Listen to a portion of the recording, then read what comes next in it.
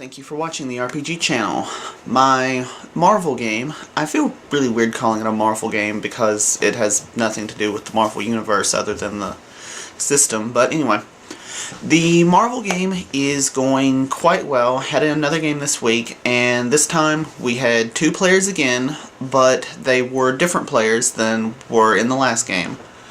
Well, one of them was the same, and the other one was new, and one of the ones who played the last week wasn't in this one.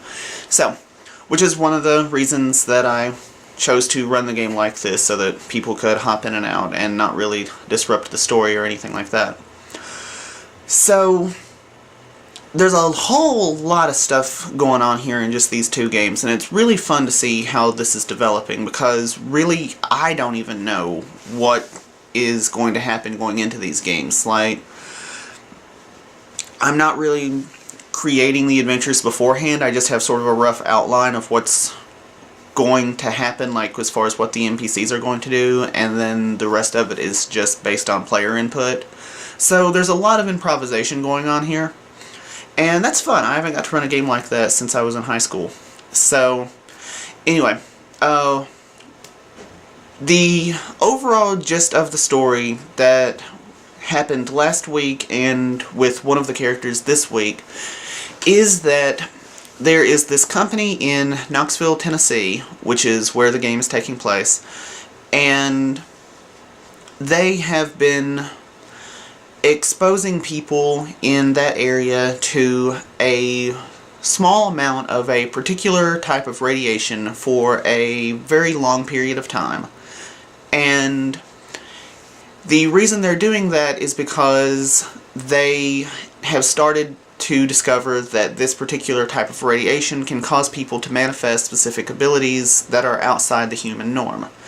And so they're exposing them to minute amounts of this radiation, and it's putting a genetic marker on them where it shows up in their DNA and they can track it through blood work and stuff like that. But they're not exposing them to enough to cause people to manifest abilities.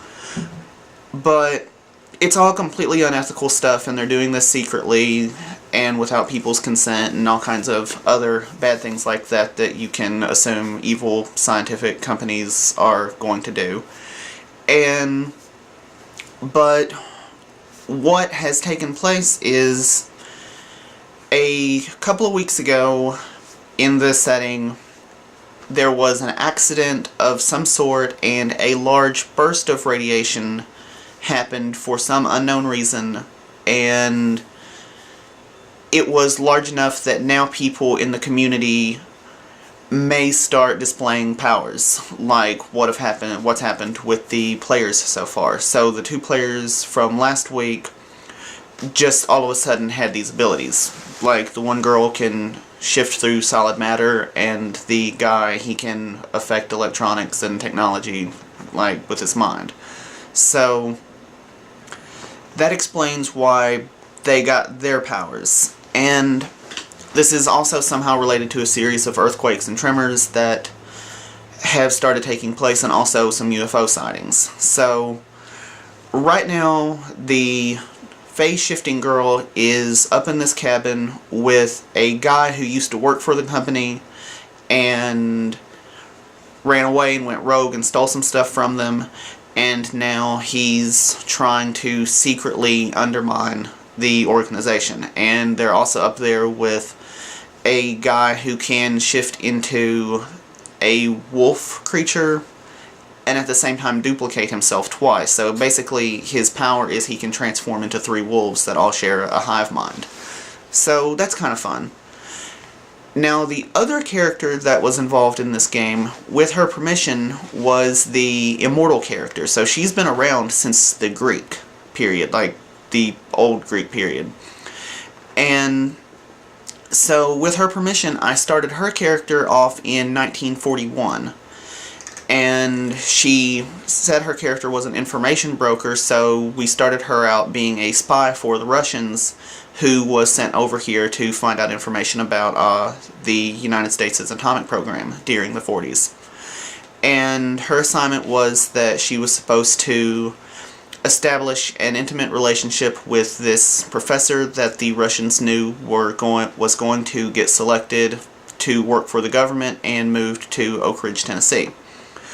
Which happened, and so then she spent the rest of the adventure in Oak Ridge, Tennessee, spying and looking around and, just getting information from her husband and other people in the community about the atomic program. But she's also found a few bits and pieces of information that this other guy is starting to theorize, something called the other theory. And basically what he's proposing is that while studying radiation and the effects of radiation on living cells and stuff, that he's thinking that there is a certain type of radiation that might cause people's bodies to develop in ways outside the human norm. And so after the war's over, because her story's going kind of fast, like when I would come back to her, I'd be like, okay, so now it's 1942 and this is happening.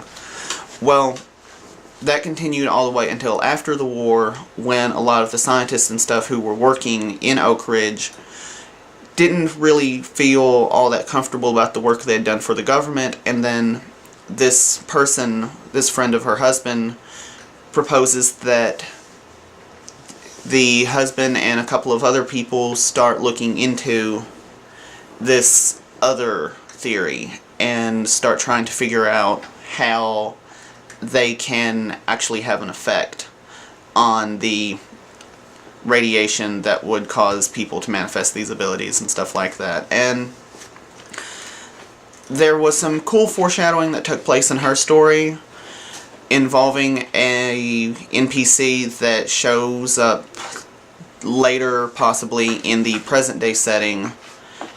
So that was kind of cool, and it's neat running these different parallel games like that because it really lets me have a really big story taking place with a lot of intricate parts.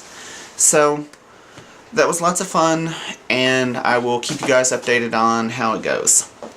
And thanks for watching the RPG channel, and I will talk to you next time. Did I walk in front of you? There's nothing here? Yeah, you did. No, it's fine. I'm going to edit it out. I just forgot what I was going to say. Thanks a lot.